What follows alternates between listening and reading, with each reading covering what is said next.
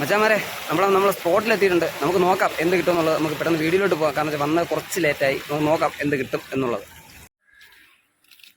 മച്ചാമാരെ, ഏറ്റവും കൂടുതൽ സങ്കടമുള്ള ദിവസം, ഏറ്റവും കൂടുതൽ സന്തോഷമുള്ള ദിവസം ഇന്നാണ്. കാര്യം വേറെ ഒന്നും കൊണ്ടല്ല, നമ്മുടെ കൈ കിട്ടിയ മുതലിനെ കണ്ട.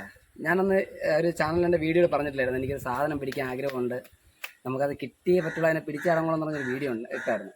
അങ്ങനെ അതിൽ ഒരാൾ നമ്മൾ പിടിച്ചിട്ടുണ്ട്. നമ്മൾ കിട്ടിയാലേക്ക് ഇന്ന് കൊണ്ടുപോയാലേക്ക് കിട്ടിയത് ഈ ഒരു മീനാണ്.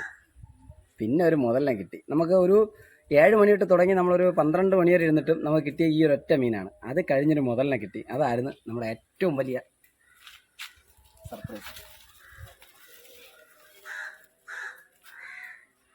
ചമാരെ, വീഡിയോ എടുക്കാൻ ഒന്നിനും പറ്റില്ല. കാര്യം വേറൊന്നും കൊണ്ടല്ല, ഫോണൊന്നും തറ വീണ് ഫോൺ ഹാങ് ആയി. പിന്നെ ഒരു രക്ഷയില്ല.